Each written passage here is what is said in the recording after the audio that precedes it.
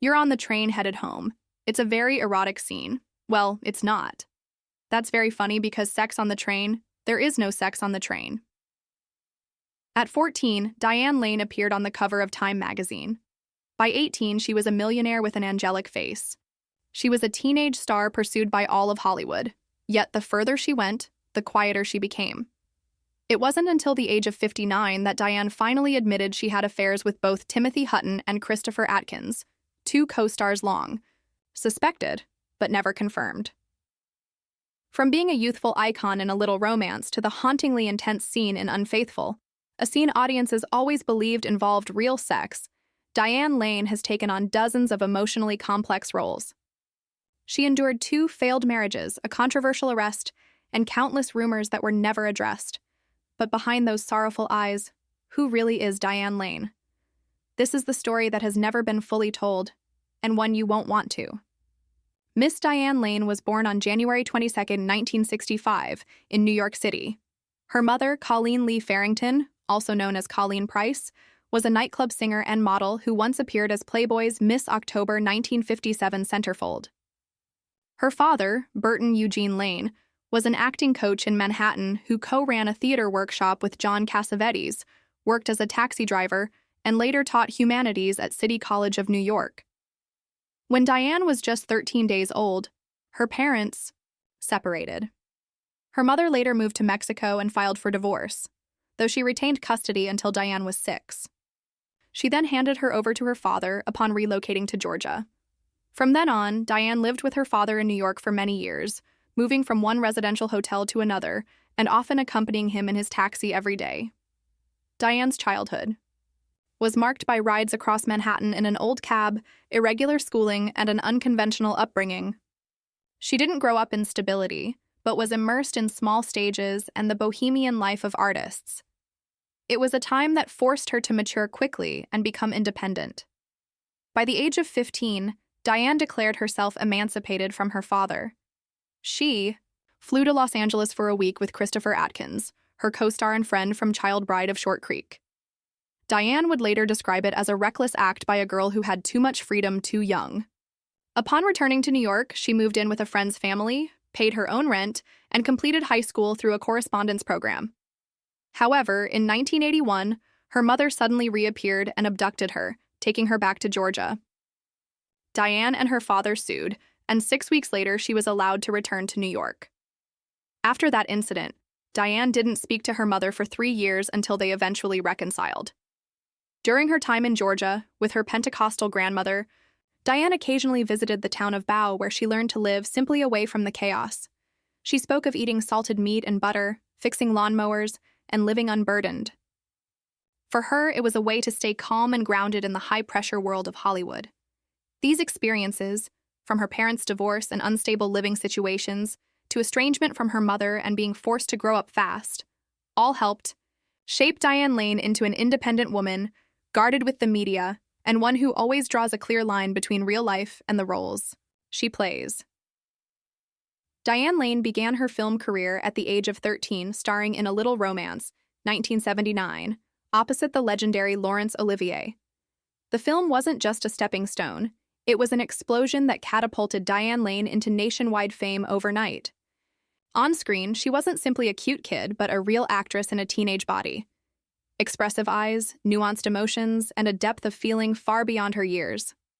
Less than a year later, she became the center of attention when she was featured on the cover of Time magazine's August 13, 1979 issue under the headline, Hollywood's Whiz Kids. The magazine described her as a fresh breeze in an era of cinema lacking in naturalism and instinct. Audiences didn't fall in love with this girl for being perfect. They were drawn to the rare honesty and purity she brought to the screen. Diane Lane didn't act as if reciting lines. She lived in each scene and made viewers, both adults and children, believe every emotion was real. At just 14, Diane had already gained what many actors spend an entire career chasing: the audience's trust. That brilliant beginning would become the reason why, despite all the ups and downs to come, she would always receive Hollywood's rarest currency: patience and respect. Soon after, Diane continued to appear in a string of major films like Touched, By Love and Six Pack. Then she entered a peak phase with high-profile titles such as Rumblefish, The Outsiders, Streets of Fire, and The Cotton Club. Many of these were directed by Francis Ford Coppola, who trusted her with 3 consecutive roles, an extraordinary vote of confidence for a teenage actress. By the age of 18, Diane Lane was already a millionaire thanks to high salaries, a packed filming schedule, and a constant presence on the big screen. However, the spotlight came with shadows. As her career soared, Diane also faced the harsher sides of fame. Still just a teenager, she was repeatedly linked romantically with co-stars Matt Dillon, Michael Pare, and Richard Gere, simply because of their chemistry on screen. Diane often had to publicly deny these rumors or choose silence to protect her private life. She once shared, "Just because I play someone's lover in a film doesn't mean I love them in real life. But a lot of people don't understand that." Moreover, most of the roles she received during this time were variations of the ideal girlfriend, which led to her being typecast and rarely offered opportunities to show deeper emotional range. Audiences began to blur the line between Diane, the actress, and the characters she played, forcing her to maintain distance from the media and be more selective with her scripts. Diane Lane entered Hollywood by diving straight into stardom, an impressive but risky path. And she had to learn quickly and early that being famous is not the same as being understood. Being a great actress isn't enough. You also have to know how to survive in a world eager to write your story for you. After years of being typecast as the on-screen girlfriend and living in the blurred space between character and reality, Diane Lane entered a new phase in her career, one where she didn't just act but demanded to be heard as a fully formed add-on artist. In 2002, she starred in Unfaithful, directed by Diane Lane, playing Connie Sumner, a wife who cheats not out of lust but because of a deep sense of loneliness and disconnection within an otherwise seemingly perfect life. It was the first time Diane was given such a complex, layered, and emotionally conflicted character. The scene where Connie sits on a train after her first affair, no dialogue, no sex, just trembling hands, dazed eyes, and shallow breaths, became a cinematic milestone. Years later, it is still referenced as a perfect example of acting through silence. What few people know is that the scene wasn't in the original script. In an interview with The Jess Cagle Show, Diane revealed, "We had wrapped the shot and were bringing the train back to the station when Diane Lane said, 'Just shoot.' Something? I didn't ask anything. I just closed my eyes and started. We filmed it in one take. Never did it again." On Late Night with Conan O'Brien, she laughed and said, "There's no sex scene on the train, but everyone thinks there is. That's the power of emotion and the lens." Her performance as Connie earned her an Academy Award nomination for Best Actress and won her the Actress of the Year award at the Hollywood Film Awards. But more importantly, it redefined her image in the public eye, not as the teenage girlfriend or defined by any male co-star, but as a true actress capable of carrying an entire film with nothing but her eyes and silence. After Unfaithful, Diane Lane didn't slow down. Less than a year later, she returned to the big screen with Under the Tuscan Sun, 2003, a film entirely different in tone, but one that took her career to even greater heights. In the movie, she played Frances, a recently divorced, middle-aged woman who leaves her old life in the U.S. to buy a rundown villa in Tuscany and start over. The character wasn't born strong. She was someone thrown to the bottom and forced to rebuild. Frances wasn't searching for love, she was searching for herself. Diane Lane infused the role with real-life experience. In a conversation on Late Night with Conan O'Brien, she confessed that filming in Tuscany seemed like a dream vacation. For 5 weeks, it became overwhelming. She candidly shared, "I had eaten all the wine, all the olive oil, tried all the pasta, and I missed my daughter so much. I just wanted to fly home. I cried. I didn't want to be in paradise anymore." The role earned her a Golden Globe nomination for Best Actress in a Musical or Comedy. But more importantly, the image of Frances, a woman emerging from heartbreak strong without posturing, became a new symbol for middle-aged women in Hollywood. Without dramatizing pain or showcasing fragility, Diane Lane portrayed rebirth in a deeply human way, slow, clumsy, but true. With Under the Tuscan Sun, Diane was no longer just an actress who had outgrown her teenage fame, but a grown woman connecting with an entire generation of women searching for themselves after loss. After Unfaithful and Under the Tuscan Sun, Diane Lane didn't repeat herself. She ventured into the realm of quiet, imperfect women often overlooked by history, but whose inner worlds were teeming with silent rebellion. In A Walk on the Moon, 1999, she played a wife drifting away from the marriage she once chose. While her husband is away for work, a summer vacation becomes a void. Diane's character quietly betrays him, not because the lover is irresistible, but because she no longer recognizes herself in the muted life of a dutiful wife. The film contains no dramatic confrontations, only the eyes of a woman who knows she's doing wrong but can't stop. The role earned Diane a nomination for the Independent Spirit Awards, but more importantly, it marked a new phase, acting with emotion, not dialogue. In Secretariat, 2010, Diane transformed into Penny Chenery, a middle-aged housewife who reluctantly inherits her father's horse farm in the male-dominated world of professional horse racing. In this world where men make all the decisions and women are expected to stay quiet, Penny not only survives but leads Secretariat to become one of the greatest racehorses in American history. This role shattered age-based stereotypes and served as Diane's quiet declaration, "I don't play the lover anymore, I play the leader."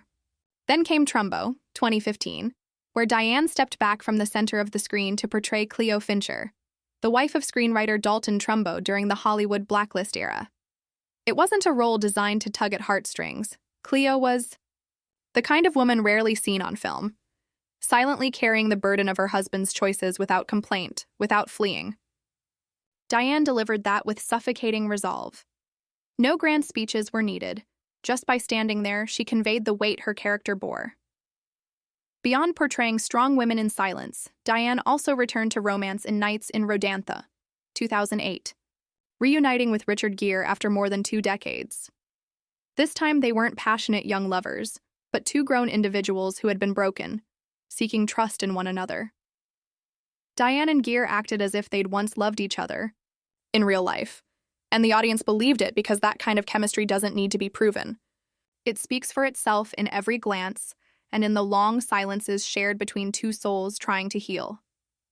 For many years, Diane Lane maintained a calm and reserved image in the public eye, never one for red carpet drama or controversial statements.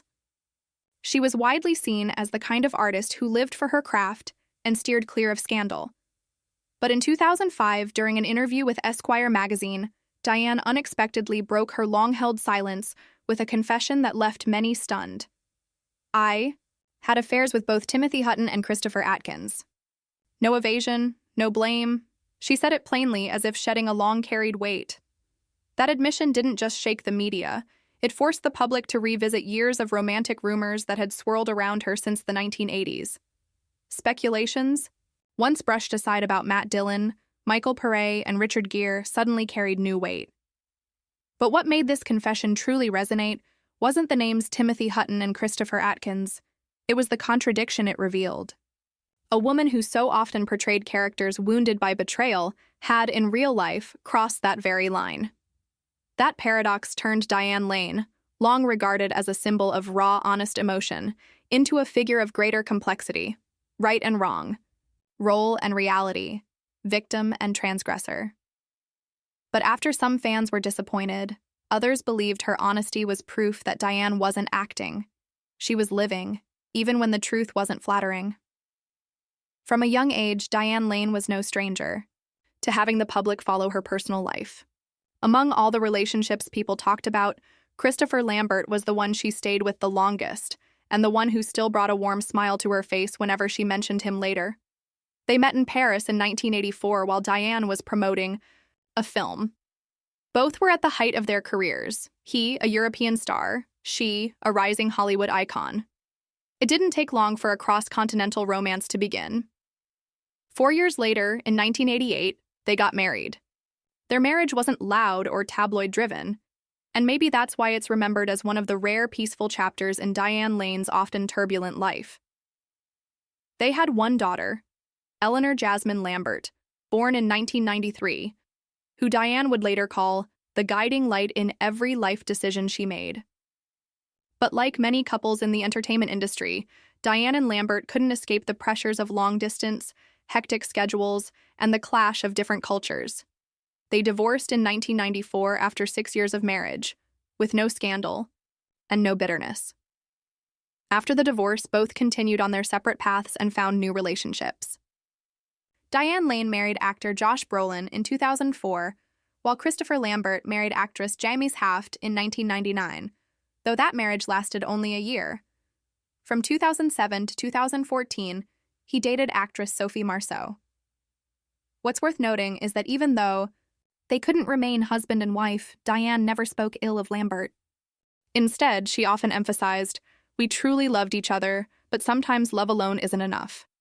What's admirable is that despite the split, they maintained a genuine friendship, co-parenting their daughter like true teammates. Not every relationship that ends results in loss.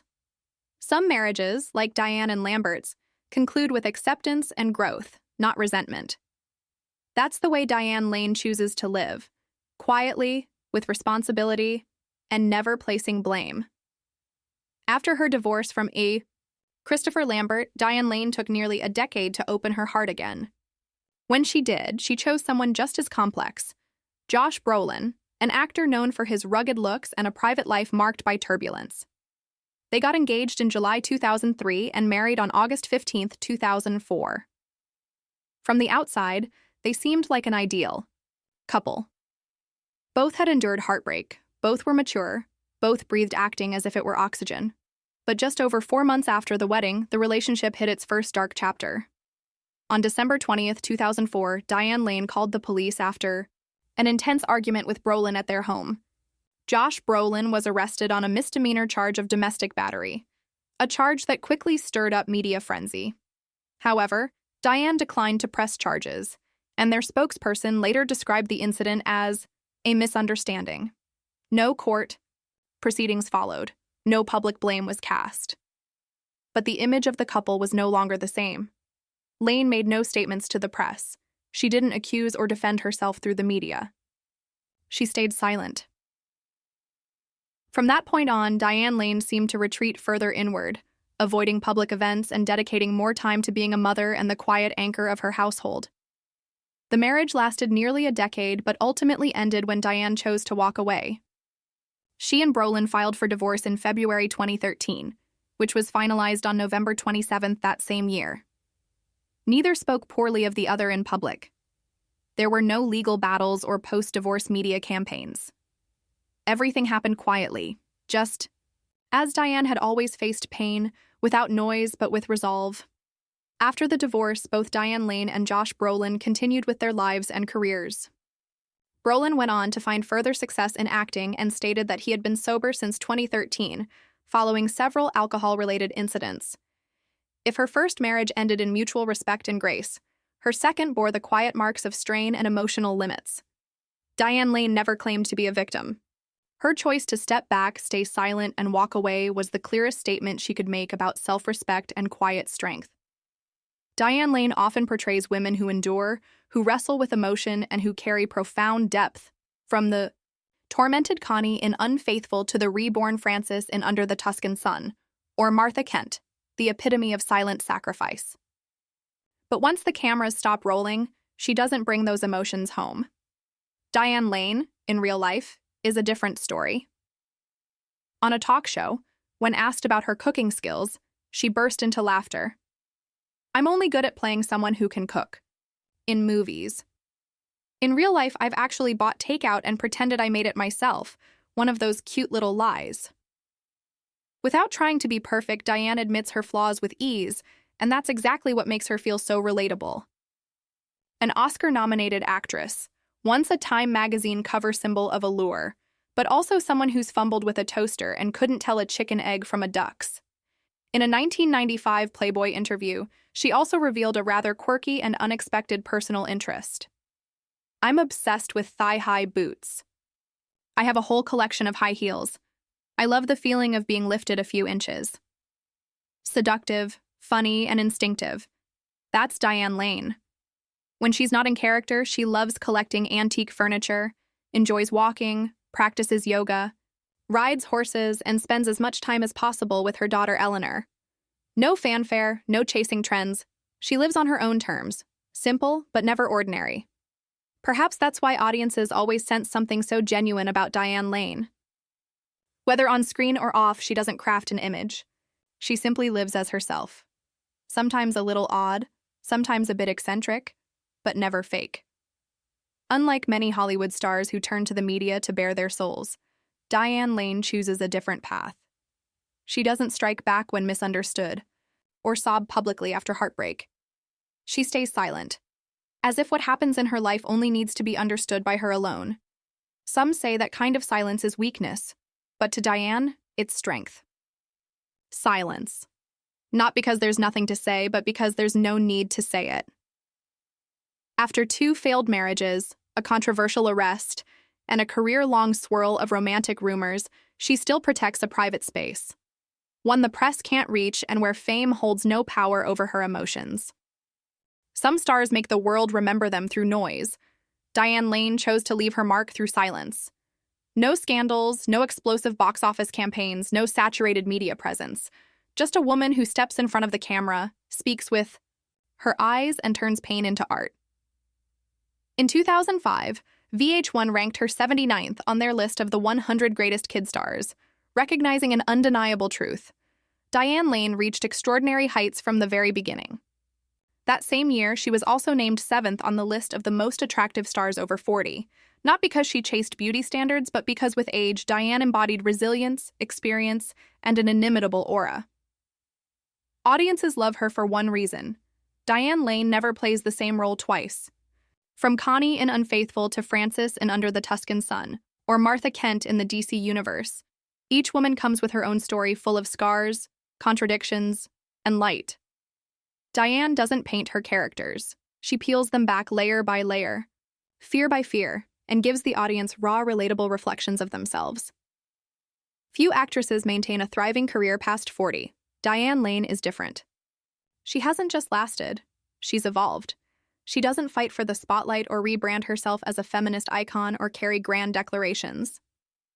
Her quietness, not claimed in the name of anything nor bound to any trend, is her most powerful voice. Few know that Diane Lane also devotes time to community work. She quietly partners with Heifer International supporting global poverty relief programs. No loud announcements or public donation drives. Just calm, committed action. Silent but never indifferent. Unseen but never inactive. Diane Lane's legacy isn't measured in golden statues, but in the trust audiences place in her every time she appears. When she cries, we hurt. When she's silent, we understand. When she walks away, we miss her. And that's something few in the entertainment industry can hold on to over 4 decades. An absolute honesty in her craft and in the way she lives. No longer at the center of tabloid romances or heavyweight film roles. Diane Lane now chooses a slower, quieter, and more self-directed pace of life. Just as she has faced every storm over the past 4 decades, she still acts, but not to maintain fame. It's simply part of her lifeblood. On the small screen, Diane left a strong impression as a sharp-witted politician in House of Cards, 2018, and more recently as Slim Keith, a New York high society icon, in the series Feud Capote vs. the Swans, 2024. The role earned her an Emmy nomination, reaffirming that at nearly 60, Diane Lane isn't just surviving in Hollywood. She's redefining what it means to be a mature, layered, and fearless actress. No lavish mansions, no parties, no noisy social media. Diane opts for a minimalist lifestyle. She practices yoga every morning, rides horses on weekends, and walks whenever she can. She collects antique furniture, enjoys flower arranging, gardening, and reading. In an interview, Diane said that keeping her mind and body healthy each day matters more to her than the spotlight ever did.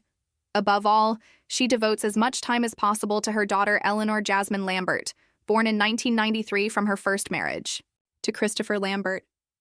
Eleanor is now a model and freelance writer.